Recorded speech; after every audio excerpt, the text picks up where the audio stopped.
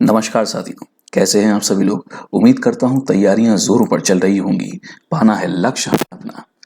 साथियों, जैसा कि आप सभी जानते हैं, नेशनल रिक्रूटमेंट एजेंसी का गठन करने की बात कही गई है, तो द हिंदू का आज का आर्टिकल उसी के बारे में है। आइए जानते हैं क्या कह रहा है ये आर्टिकल और जानेंगे और समझेंगे अंग्रेजी को भी हम साथ साथ। साथियों, एक बात मैं और आपसे शेयर कर कहना चाहूँगा आज, जैसे मैं हमेशा से कहता आया हूँ कि इंग्लिश को इंग्लिश के नज़रिए से ही पढ़िए। कई लोग बहुत कठिन कठिन हिंदी शब्दों में उस इंग्लिश के शब्द का अर्थ ढूंढ लेते हैं। यकीन मानिए, जब हम किसी भाषा को दूसरी भाषा में अनुवाद करते हैं, ट्रांसलेट करते हैं, तो उसका जो अर्थ होता है वो 100% वैसा नहीं होता। वो आज मैं आपको एग्जाम्पल के तौर पे यहाँ पे भी दिखाऊंगा। चलिए शुरू करते हैं आज का अपना the Hindu editorial. Less taxing on national recruitment agency. ये देखिए, ये कह रहा है, टाइटल है लेस टैक्सिंग। यदि आपने सामान्य शब्दों में अंग्रेजी से हिंदी में ट्रांसलेट करके पढ़ लिया होता तो आप टैक्स का मतलब क्या समझेंगे? एक कर लगाया गया है ना, लेकिन ये कर नहीं है। टैक्सिंग जब यूज होता है, टैक्सिंग का मतलब होता है वो चीज़ काफ़ी डिमांड करती है, काफ़ी आपके रिसोर्सेज यूज करती है। यह टैक्सिंग बहुत जैसे आप कभी इसका इस्तेमाल कर सकते हैं, लेस टैक्सिंग मतलब कम मेहनत वाला होगा, कम हमसे रिसोर्सेज की डिमांड करेगा, मतलब इजी रहेगा, ये कहना चाह रहा है लेस टैक्सिंग। इसका उदाहरण के रूप में देखिए, his job pays a lot but it's taxing. उसकी जॉब पैसे तो बहुत देती है लेकिन टैक्सिंग है, वो थक जाता है बहुत, उसके रिसोर्सेज की बहुत डिमांड होती है उसकी जॉब में। इसका मतलब ये है। तो ये कह रहा है लेस टैक्सिंग, कम कम ऊर्जा में, कम मेहनत में हम इसे कर पाएंगे। लेस टैक्सिंग है, लेस टैक्सिंग और नेशनल रिक्रूटमेंट एजेंसी जो ये गठन हो रही है, हमारी राष्ट्रीय रिक्रूटमेंट एजेंसी जो नेशनल स्तर पे सभी एग्ज़ाम को ख़त्म करके एक एग्ज़ाम बनाएगा, इसके बारे में ये टाइटल है। A standardized recruitment test is an advance but more jobs are needed. ये कह रहा है स्टैंडर्ड रिक्रूटमेंट टेस्ट एक एडवांस है, आधुनिक पद्धति है, बट हाँ, लेकिन हमें और नौकरियां चाहिए। स्टैंडर्डाइज का मतलब क्या होता है साथियों? स्टैंडर्डाइज का मतलब होता है एक मानक तौर पे इसे शामिल कर लेना। जैसे कहते हैं हम माप का स्टैंडर्डाइज मानक क्या है? मीटर। तो वो उसकी मान्यता है, हम मीटर के रूप में मापते हैं। तो यही माप का हमने स्टैंडर्डाइजेशन कर दिया, क्योंकि वो यूनिवर्सल हो जाएगा। पूरे भारत में इस रिक्रूटमेंट एजेंसी का टेस्ट मान्य होगा। इसलिए the standardized recruitment test is an advance but more jobs are needed. हमें और नौकरियां चाहिए। The Union Cabinet's decision to create a national recruitment agency to conduct a screening examination for non-gazetted jobs। साथियों, एक बात और कह दूं कि कई लोग कई साल से अखबार पढ़ रहे हैं लेकिन उनकी इंग्लिश इंप्रूव नहीं हुई। ये क्या वजह है? सबसे पहली बात, नियमितता चाहिए। यकीन मानिए, आप लगातार, ज़्यादा दिन नहीं मैं बोल रहा हूँ, आप 15 दिन ही इसमें लगातार साथ में पढ़ेंगे, शब्दों के मतलब जानेंगे और इस पर ध्यान देंगे, आपको लगेगा कि आपने कुछ पा लिया। और 3 महीने यदि आपने कर लिया, आपकी बहुत हद तक सारी परेशानी इंग्लिश की सुलझती हुई नजर आएंगी। लेकिन रोज़ कीजिए 90 दिन तक, आपको बहुत ही मज़ा आने लगेगा इंग्लिश में और इंग्लिश आपका साथी बन जाएगी। चलिए देखते हैं इसका मतलब। वही कह रहा है union cabinet decision. Union cabinet क्या? जो भाई अपनी लोकसभा अपनी यूनियन संघ की जो कैबिनेट है उसका डिसीजन हुआ है। संघ कैबिनेट है, अपनी जो स्टेट एक कैबिनेट अपनी स्टेट वाली होती है और अपनी ये संघ की, मतलब जो हमारे दिल्ली में सरकार है, union. The union cabinet decision to create a national recruitment agency, उसका डिसीजन हुआ है कि वो एक रिक्रूटमेंट एजेंसी बनाएंगे to conduct a screening examination. Screening क्या होती है? स्क्रीनिंग करना मतलब कई लोगों को कुछ किसी भी चीज़ की स्क्रीनिंग कर सकते हैं।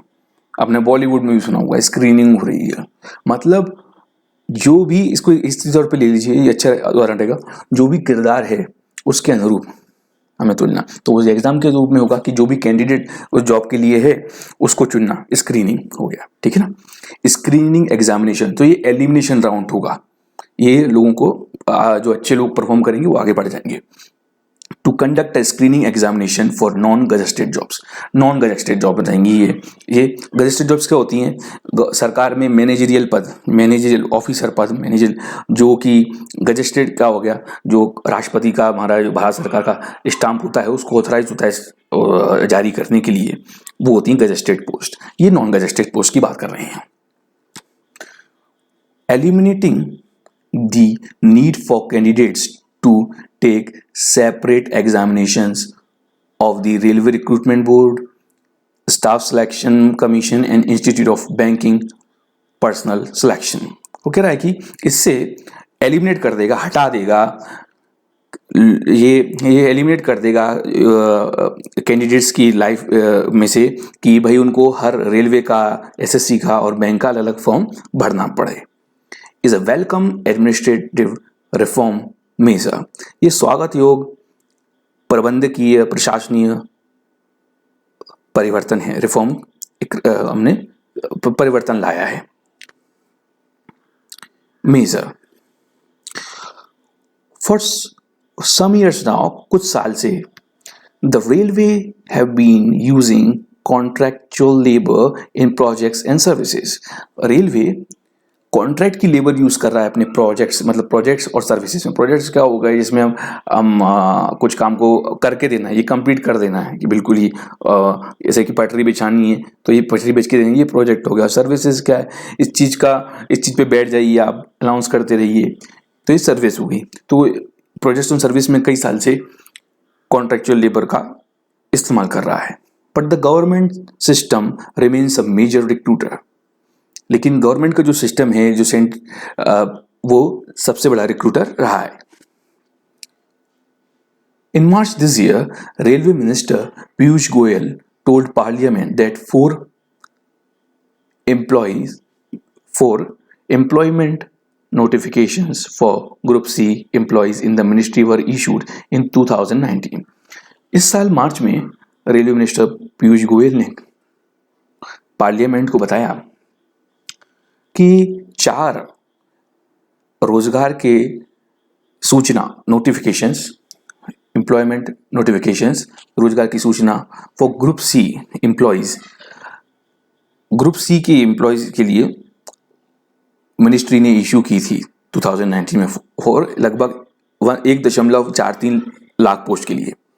Besides similar number selected the previous year, और इसी नंबर को, इतने ही लोग पिछले साल भी हमने चुने थे। Overall the post coming under the ambit of the proposed NRA would cover about 1.2 lakh jobs in a year. देखिए, इसमें बिसाइड्स का मतलब है के अलावा, बिसाइड्स इसके अलावा 2019 में जो इतनी जॉब आई, उसके अलावा इतनी जॉब हमने सेम जॉब पिछले साल भी दी थी। बिसाइड्स के अलावा, साथ ही, ऐसा इसका मतलब हो जाता है besides similar. Overall the post coming under the ambit of the proposed NRA। अब देखिए, overall the post coming ambit of proposed NRA। Ambit means क्या होता है, इसके स्कोप में, इसका जो स्कोप होगा, जो इसकी परिधि होगी इस टेस्ट की, इसका प्रभाव, मतलब जितना एरिया कवर कर लेगा, जितने लोगों को कवर कर लेगा, ठीक है ना, ये मतलब है एम्बिट का। The post coming under the ambit of the proposed NRA।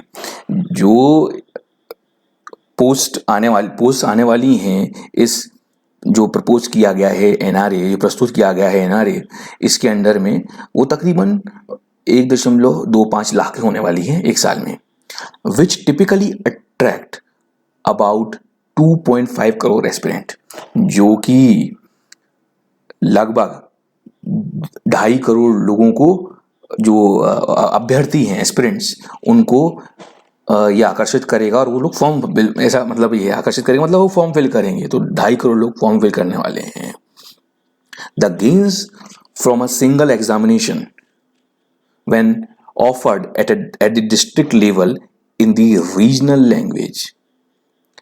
हमें एक सिंगल जो एग्ज़ाम करेंगे उससे जो प्राप्तियां होंगी, जब हम जो मिलेगा जब हम डिस्ट्रिक्ट लेवल पे और रीजनल लैंग्वेज में टेस्ट लेंगे, as opposed to a multiplicity of test in far fewer locations. उसके विपरीत जब हम कई सारे टेस्ट देते थे, मल्टीप्लिसिटी ऑफ टेस्ट, कई सारे टेस्ट देते थे फार फीवर लोकेशंस, बहुत ही कम लोकेशंस होती थी, लोगों को दूर दूर जाना पड़ता था, है ना. सिर्फ 150 या 100 जगह पेपर का बना दिया और फिर बाकी के डिस्ट्रिक्ट से लोग जाते थे. रीजनल लैंग्वेज और उनकी क्षेत्रीय भाषा में होगा. As oppose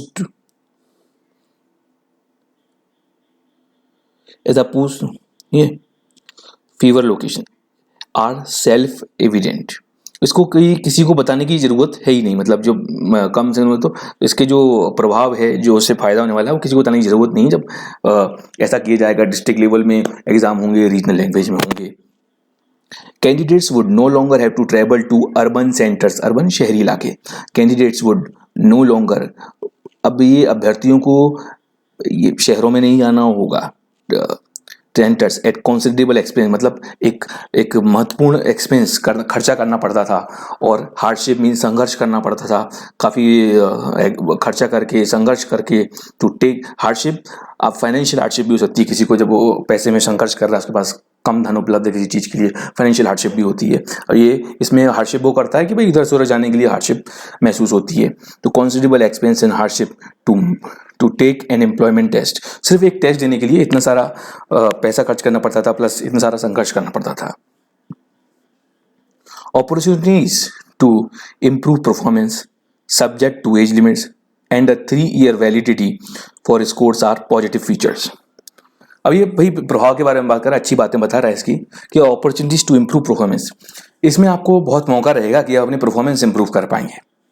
subject to age limit, जो भी एज लिमिट होने वाली है इसकी, and 3-year validity for scores are positive features. Means जो आपने आज टेस्ट दे लिया और 3 साल तक वैलिड रहने वाला है, वो इतना उसका फायदा है, ये इसके फायदे हैं.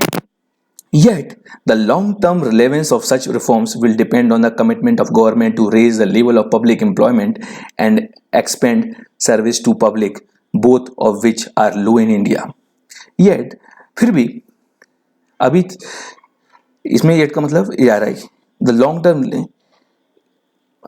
relevance of such reforms will, yet का मतलब अभी तक भी होता है, और इसमें लिख रहा है कि लेकिन फिर भी the long term relevance of such reforms will depend on the commitment, कि भाई जो लॉन्ग टर्म में अगर इसका जो फायदा होने वाला है, जो क्रांति आने वाली है, वो गवर्नमेंट की जितनी मजबूती से इसे लागू, कमिटमेंट मतलब कितना इस पे ये गवर्नमेंट बातों पे कायम रहती है. कमिटमेंट हो गया ना, जो एक बार मैंने कमिटमेंट कर दिया तो उसके बाद अपनी ये सुना है ना हमने.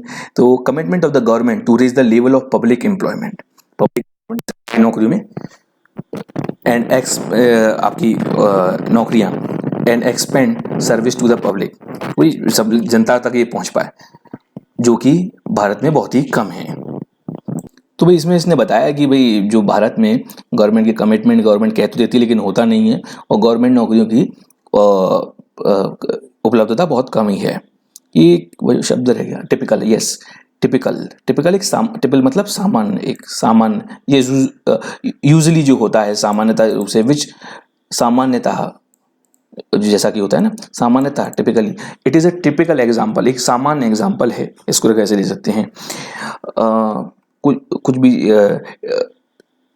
टिपिकल एग्जाम्पल है इस तरह का. ये भी है, देखिए ये टिपिकल बात कह देता है वो, इसमें टिपिकल तो सामान्य, इसका मतलब एक सामान्य बात कही, एक सामान्य उदाहरण है, इस तरह का मतलब है इसका टिपिकल का. क्या मैं आपको कभी भी ऐसा नहीं कहूँगा कि आप वो हिंदी के सामान्य, इसको एक व्यवहार के रूप में देखो, एक शब्द को व्यवहार में देखिए, वरना आप शब्द पे अटक जाएंगे. जैसा कि हमने खुद सीखा टैक्सिंग का मतलब, यदि आपने कर पत्र किया होता तो आप यही पढ़ रहे होते, अब कम कर लगेंगे. कर भी, देखिए ड्राइव कैसे होगा, ये शब्द बना कैसे होगा, लेस टैक्सिंग. कर एक तरह से आपको मतलब आप पे एक दबाव ही रहता है, और उसको लेस टैक्सिंग मतलब कम था, तो उस तरह से वो ड्राइव करके हमने उसको अन्य वाक्यों में प्रयोग भी कर लिया, वो उस तरह से होने लगा। वो टेक्स्ट मूल रूप से वैसा ही है, अगर कोई सिर्फ इंग्लिश टू हिंदी में ऐसा ट्रांसलेट करके पढ़ लेगा, लेकिन हमें इस तरह से पढ़ना है ताकि हम एक शब्द को बहुत गहराई से जानकर उसको बहुत अच्छा इस्तेमाल कर सकें। चलिए आगे बढ़ते हैं। While announcing the proposal for the recruitment agency in her budget speech earlier this year, Finance Minister Nirmala Sitharaman said the NRA would be an independent, professional, specialist organization. जब अनाउंस कर रही थी, जब अनाउंस कर रही थी the proposal को announce कर रही थी रिक्रूटमेंट एजेंसी का अपने बजट की स्पीच में अर्लियर दिस ईयर, इस ईयर की शुरुआत में फाइनेंस मिनिस्टर निर्मला सीतारमण ने कहा था NRA would be an independent, NRA एक स्वतंत्र संस्था होगी, इंडिपेंडेंट, भारत स्वतंत्र है, बाहर इंडिपेंडेंट है, प्रोफेशनल रहेगी, प्रोफेशनल तरीके से काम करेगी, प्रोफेशनल पे एक मतलब जवाबदेही होती है और सही चीज़ों वो वक्त पे करते हैं, वक्त पे प्रोफेशनलिज्म, एक वक्त पे कह दिया तो इस तरह से आप देख सकते हैं प्रोफेशनलिज्म है, प्रोफेशनलिज्म अपने काम को डिलीवर करते हैं। स्पेशलिस्ट ऑर्गेनाइजेशन वो इसी काम को करेगी, इसमें इसका महत्वपूर्ण ध्यान होगा कि सिर्फ टेस्ट ही कराना, पहले क्या टीचरों को बिठा दिया ये कर दिया, ऐसा नहीं, स्पेशलिस्ट ऑर्गेनाइजेशन होगी। There would also be an emphasis on creating advanced online testing infrastructure in 117 aspirational districts, many of which are in states with low social development index. तो उन्होंने कहा भाई there would be also an emphasis मतलब होता है इस पे जोर दिया जाएगा, emphasis वो कहते हैं ना कि उन्होंने उसमें ये उन अपनी स्पीच में इस चीज़ पे emphasis था, मतलब उस चीज़ पे जोर था, इस चीज़ पे उनको ज़्यादा ध्यान था, तो इस ऐसा कह BN स्पीच पे जोर दिया जाएगा on creating online test infrastructure create करने में ध्यान दिया जाएगा।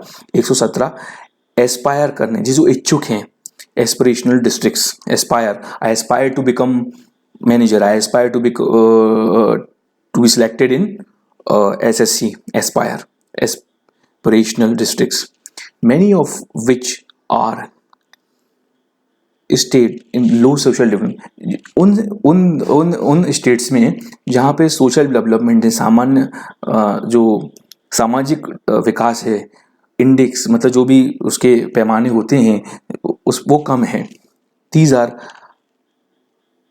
तो ये कह रहे हैं दीज आर लाउडेबल ऑब्जेक्ट्स। तो भाई जो सरकार की ये जो इच्छाएं हैं, जो चीज़ें बताई हैं, ऑब्जेक्टिव्स हैं, वो लाउडेबल मीन्स हो गया इसमें प्रेजेबल, जिसकी तारीफ की, प्रशंसनीय है। दीज आर प्रशंसनीय चीज़ें हैं, विषय वस्तु है जो सरकार ने रखी है, ऑब्जेक्टिव्स हैं।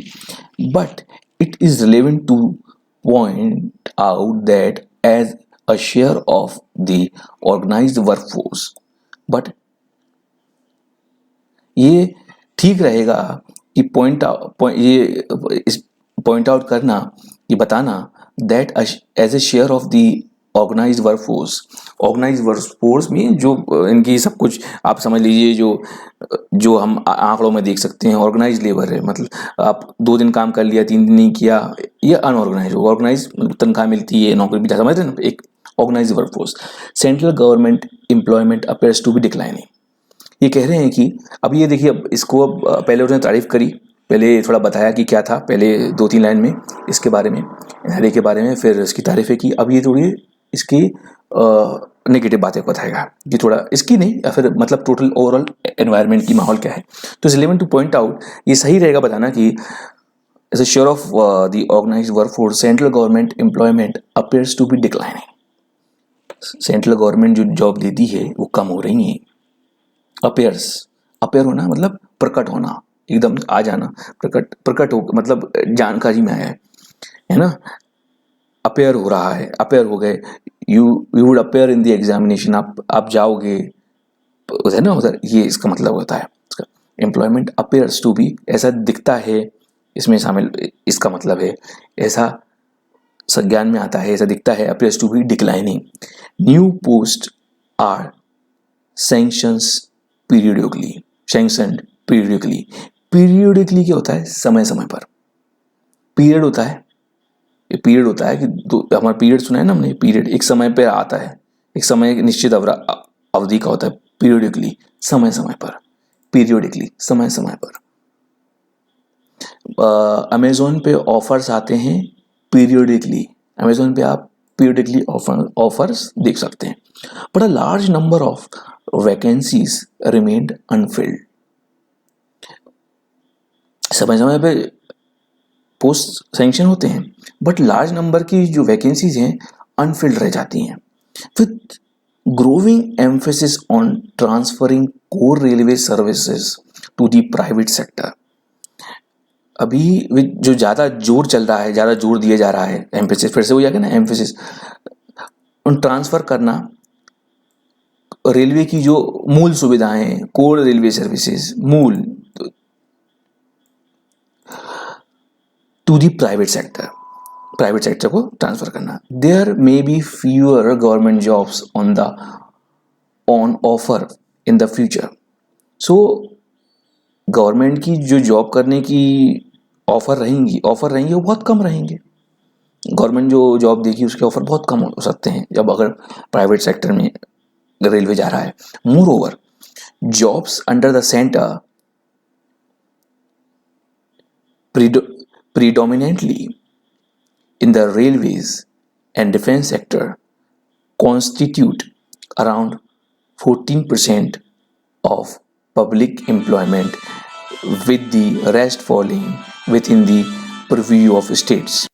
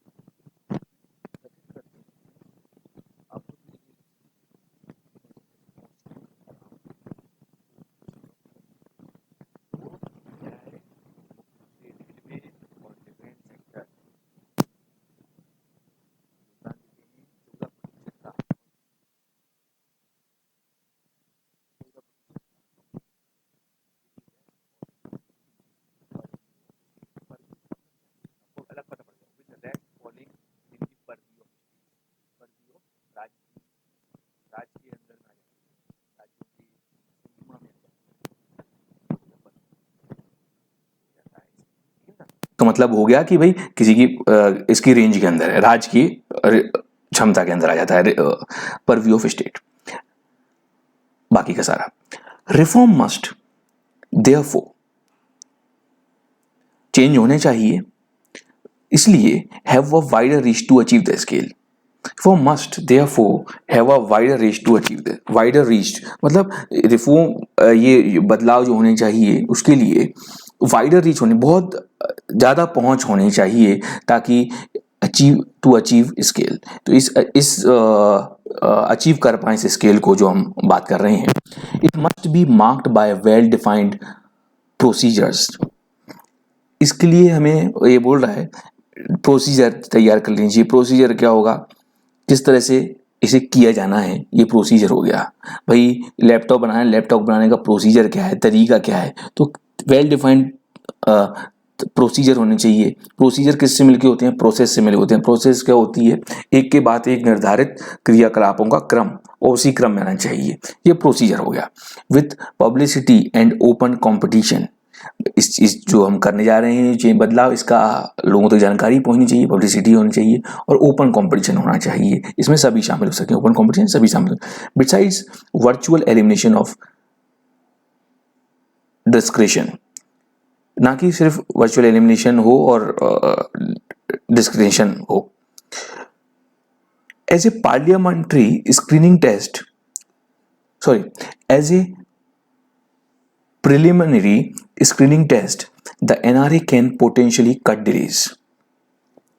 As a preliminary screening test, the NRA can ये प्रमुख रूप से जो स्क्रीनिंग टेस्ट होगा, NRA can potentially cut delays, मतलब ये देर नहीं लगाएगा रिजल्ट देने में, ये डिलेस को कट कर देगा, हटा देगा। Which are familiar feature with government, जो कि हम सभी जानते हैं कि गवर्नमेंट के रिजल्ट्स काफ़ी लेट आते हैं। Boost transparency and enable wider access. Boost transparency को बूस्ट करे, मतलब कि इसमें कोई झोलझाल ना हो सके, सब कुछ क्लियर रहे। इनेबल वाइडर एक्सेस, इनेबल करे मतलब उपलब्ध कराए, सभी बहुत लोगों की रीच में हो। वाइड मतलब बहुत बड़ा एरिया, वाइड एरिया है, ये कहते हैं ना वाइड एरिया है, तो वाइडर एक्सेस हो, बड़े। The entire process of candidate selection must be a model raising the bar on speed, efficiency and integrity. तो ये कह रहे हैं द एंटायर प्रोसेस, जो पूरी इसका प्रोसेस होना चाहिए ऑफ कैंडिडेट सिलेक्शन का एक वो मॉडल होना चाहिए जो कि बार रेस कर दे, मतलब जो भी की स्थिति है उसको आगे उठा दे।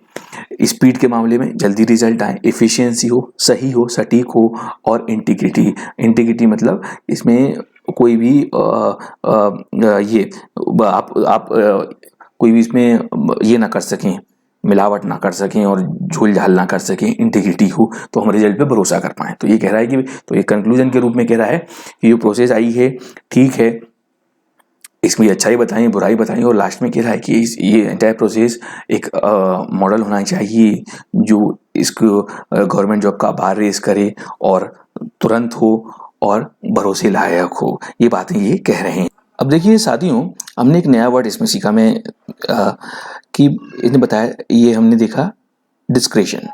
इसका मतलब होता है एक तर्कपूर्ण, विवेकपूर्ण और बुद्धिमान है तर्क। तो इसमें क्या कहा, फिर से देखें, it must be marked by well defined procedure. ये एक बेहतरीन तरीका होना चाहिए, लोगों तक पहुंचना चाहिए, ओपन कंपटीशन होना चाहिए, जबकि ना कि वर्चुअल एलिमिनेशन ऑफ डिस्क्रिमिनेशन। जी ये कह रहा है। तो भाई देखा हमने कि डिस्क्रिशन का मतलब विवेक होता है, कि मतलब इसमें से हम अच्छे लोग चुने हैं जी। चलिए साथियों, आज हमने इस बारे में जाना जो कि बहुत ही तर्कपूर्ण ये आज का आर्टिकल था। सबसे बढ़िया तो यही चीज़ हमने सीखी इसमें, लेस टैक्सिंग। उम्मीद करता हूँ आपको ये कुछ ज्ञानवर्धक रहा होगा, कुछ कन्फ्यूजन भी रहा होगा। मालूम है यदि आप कभी कम समय से देख रहे हैं तो कुछ आपको कन्फ्यूजन भी हो सकती है। कन्फ्यूजन रहने दीजिए, उसे दिमाग में रखिए, बस उस क्या करना है, आपको कई दिनों तक पढ़ते रहिए, वो सारा ऑटोमेटिकली आपका जवाब, आपका दिमाग उत्तर ढूंढने लगेगा। आपको बहुत बहुत शुभकामनाएं साथियों। मेहनत करनी होगी अभी लक्ष्य के लिए, बाद में लक्ष्य हमारी ज़िंदगी सरल कर देगा।